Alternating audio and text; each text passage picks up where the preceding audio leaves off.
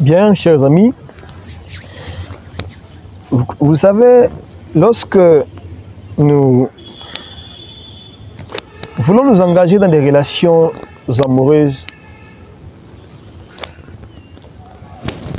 lorsque nous voulons nous engager dans une relation amoureuse, nous devons faire un choix judicieux.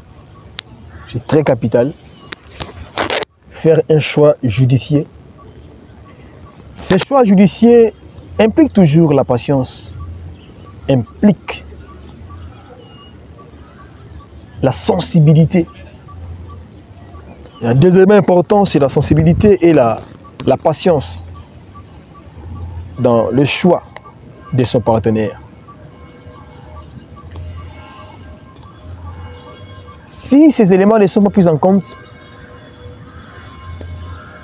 vous avez des cas tels que celui de notre sœur qui vient de nous quitter au nom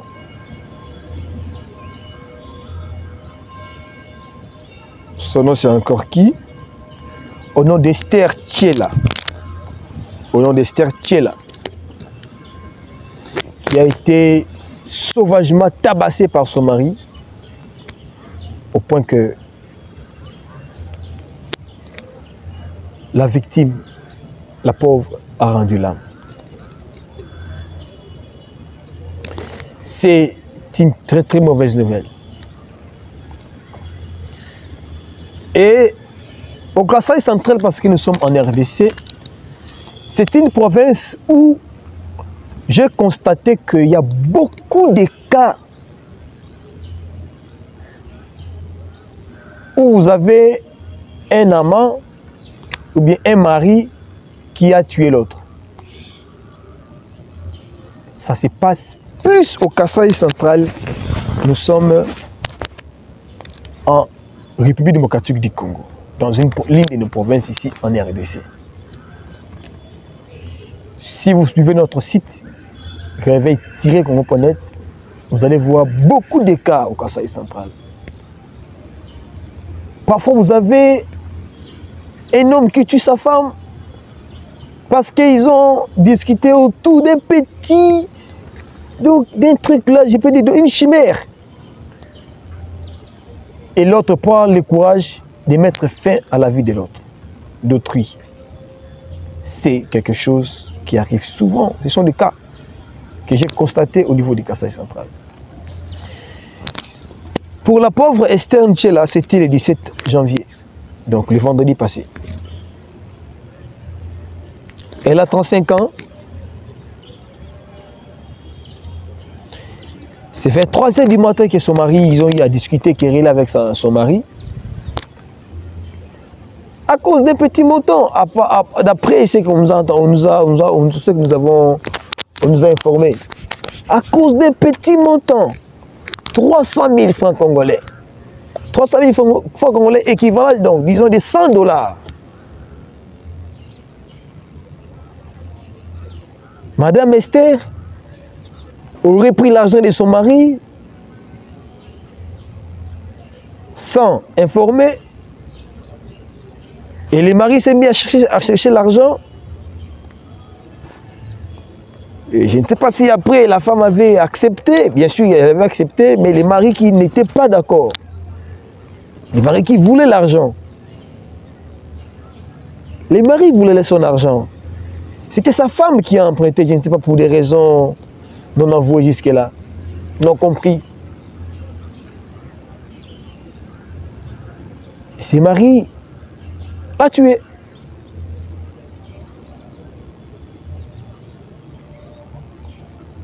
Une vie est partie.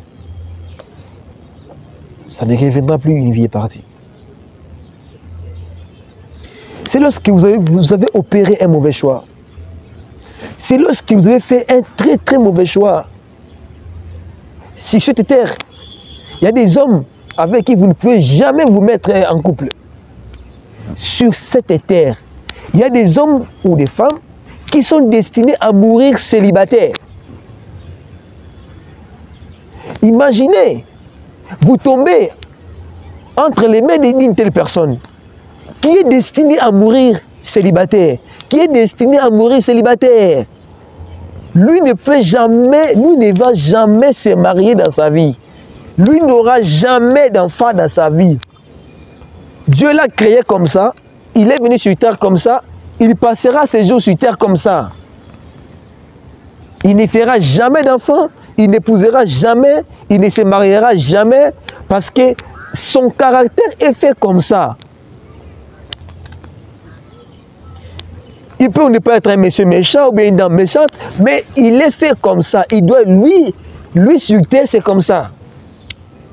Donc lorsqu'on l'a envoyé sur terre, c'est déjà dit que lui ne va pas se marier. Maintenant, vous tombez entre les mains d'une telle personne qui n'a pas été destiné à se marier dans la vie. Il va vous faire mal. Il va vous trouver comme un instrument. Il va vous trouver comme un objet. Toute la nuit, il ne vous donne pas de repos. Lui, la relation, l'intimité, c'est toute la nuit. Donc, lui, c'est toute la nuit, tous les jours en plus. Tandis que vous êtes appelé, vous, demain matin, à aller travailler, à vous occuper des gens. Vous avez des lourdes responsabilités que vous avez. Et cet homme-là, cette femme-là, ne vous laisse même pas une marge de manœuvre, même pas un temps libre. Vous l'avez épousé. Malheureusement, vous êtes ensemble. Et malheureusement aussi, au cours de cette vidéo, à la fin de cette vidéo, je ne donnerai pas toutes les solutions. Des propositions. Désolé. J'ai réagi, j'ai pris le courage de faire cette vidéo. Ce n'était pas prévu dans mon programme d'aujourd'hui, mais par rapport à cette information qui m'a fait très mal. Excusez-moi, peut-être j'ai partagé avec vous mes sentiments. D'après les informations, la pauvre dame a laissé derrière elle 7 orphelins. 7 orphelins. 4 garçons et 3 filles. Une femme qui vous a aidé, qui vous a permis, qui a fait de vous parents. Vous avez 7 enfants.